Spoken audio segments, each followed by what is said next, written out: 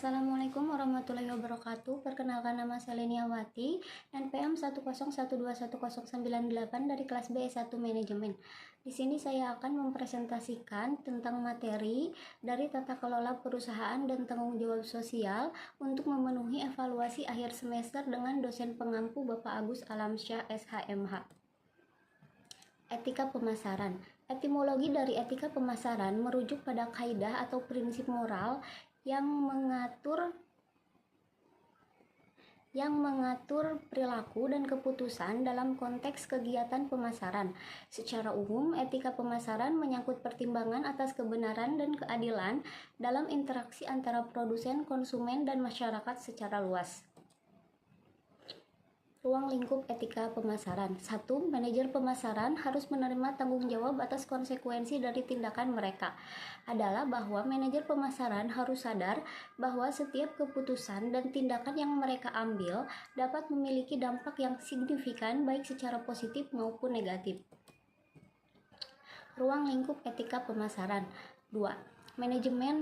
Manajer pemasar harus menahan diri dari segala yang merugikan, mematuhi semua undang-undang dan peraturan yang relevan dan akurat, mewakili diri mereka sendiri, perusahaan mereka, dan merek mereka, seperti menahan diri dari sengaja merugikan. Ini berarti manajer pemasaran harus menghindari dengan sengaja melakukan tindakan atau praktik yang dapat merugikan konsumen, pesaing, atau pihak lain yang terlibat. Ini mencakup menghindari praktik seperti penipuan, manipulasi, atau perilaku yang tidak adil lainnya. Kedua, mematuhi semua undang-undang dan peraturan yang relevan. Manajer pemasaran harus selalu beroperasi dalam batas-batas hukum yang berlaku. Mereka harus memahami dan mematuhi peraturan pemasaran, perlindungan konsumen, serta undang-undang lain yang berhubungan dengan kegiatan pemasaran. Ini termasuk aspek seperti kebijakan privasi, hak cipta, serta ketentuan mengenai promosi dan iklan. Ketiga, akurat mewakili diri sendiri, perusahaan, dan merek. Dalam semua komunikasi dan interaksi, manajer pemasaran harus memberikan representasi yang akurat tentang diri mereka sendiri, perusahaan, dan merek yang mereka wakili. Ini mencakup memberikan informasi yang jujur dan tidak menyesatkan tentang produk atau layanan yang ditawarkan, serta tidak membuat klaim yang tidak dapat dibuktikan atau menyesatkan. Ruang lingkup ketiga, manajer pemasaran harus melakukan segala upaya untuk memastikan bahwa pilihan dan tindakan mereka melayani kepentingan terbaik dari semua pelanggan, organisasi, dan masyarakat terkait. Bahwa manajer pemasaran memiliki tanggung jawab untuk memastikan bahwa keputusan dan tindakan yang mereka ambil memberikan manfaat terbaik bagi semua pihak yang terlibat, yaitu 1. Pelanggan.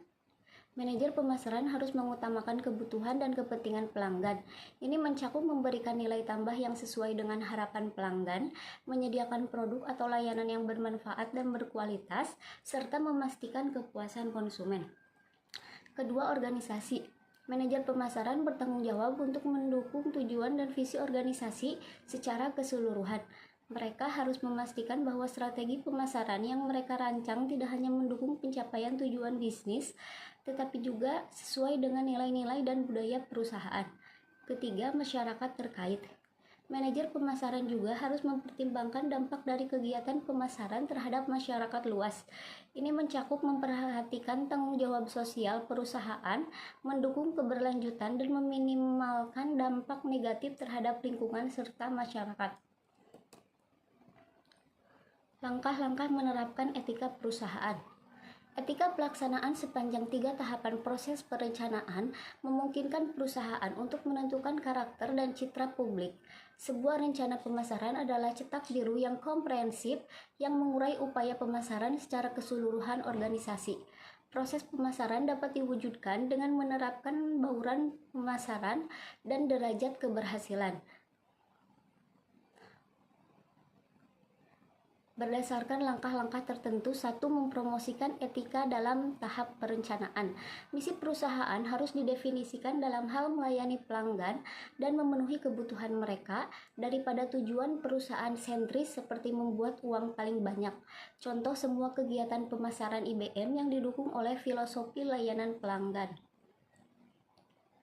Kedua, mempromosikan etika dalam tahap implementasi. Tahap implementasi melibatkan menempatkan strategi pemasaran dalam tindakan menggunakan bauran pemasaran seperti harga, promosi produk, dan flash. Setiap perusahaan akan mendasarkan rencananya pada kebutuhan rinci pelanggan dan strategi yang dipilih untuk memenuhi kebutuhan tersebut. Ketiga, mempromosikan etika dalam tahap kontrol. Berhati-hati dalam invasi privasi sementara mendapatkan data. Pemasar harus menghormati hak-hak pelanggan mereka untuk anonimitas atau bahkan untuk tidak berpartisipasi. Hal-hal yang tidak sesuai dengan etika perusahaan. Yang pertama, menutupi kelemahan produk. Menutupi kelemahan produk merujuk pada praktik yang tidak etis dalam pemasaran, di mana informasi negatif atau kekurangan dari suatu produk sengaja disembunyikan atau tidak diungkapkan kepada konsumen. Hal ini bertentangan dengan prinsip-prinsip etika pemasaran yang menekankan pentingnya kejujuran, transparansi, dan kepercayaan antara produsen atau pemasar dengan konsumen.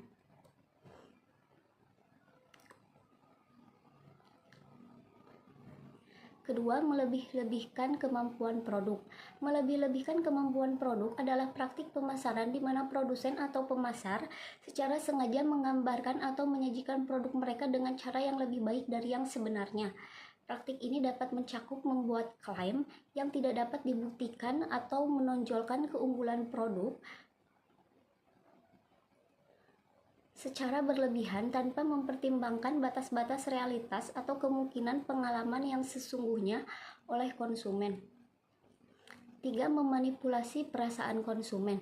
Manipulasi perasaan konsumen merujuk pada tindakan atau strategi yang sengaja dirancang untuk mempengaruhi atau mengontrol emosi atau perasaan konsumen dengan tujuan tertentu, seperti meningkatkan penjualan atau memperoleh keuntungan.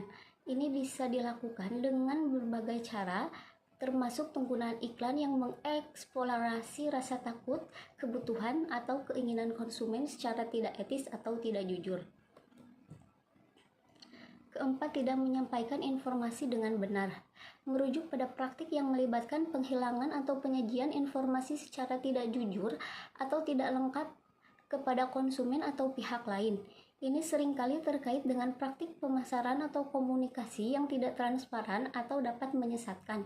Beberapa contoh dari tidak menyampaikan informasi dengan benar termasuk 1. Penyembunyian informasi penting. Menyembunyikan fakta atau informasi yang mungkin mempengaruhi keputusan konsumen. 2. Pemalsuan atau distorsi informasi. Memberikan informasi yang salah atau menyesatkan tentang produk atau layanan yang ditawarkan. 3. Tidak memberikan informasi secara lengkap, hanya memberikan sebagian informasi yang relevan atau mengabaikan aspek-aspek penting dari produk atau layanan yang ditawarkan. 4. Manipulasi presentasi informasi. Menyajikan informasi dengan cara membingungkan atau tidak jelas sehingga konsumen tidak dapat membuat keputusan yang terinformasi. 5. Mengecoh konsumen dengan meniru fitur produk lain. Mengecoh konsumen dengan meniru fitur produk lain merujuk pada praktik di mana sebuah produk meniru atau menampilkan fitur atau karakteristik dari produk lain tanpa memberikan nilai atau kualitas yang sebanding. Ini bisa menjadi masalah karena dapat menyesatkan konsumen atau membuat mereka percaya bahwa produk tersebut memiliki manfaat atau kualitas yang sebenarnya yang tidak dimilikinya. Beberapa contoh dari praktik ini termasuk: pertama, peniruan desain. Meniru desain atau estetika produk yang populer tanpa memperhatikan kualitas atau fungsi yang sebenarnya. Kedua, menyamakan nama produk. Memberi nama produk yang mirip dengan merek terkenal untuk memanfaatkan popularitas atau reputasi merek lain. Ketiga, meniru fitur khusus. Menyamakan fitur atau teknologi tertentu yang umumnya dikaitkan dengan produk lain tanpa memberikan kinerja atau manfaat yang sebanding. Terima kasih, sekian atas presentasinya. Wassalamualaikum warahmatullahi wabarakatuh.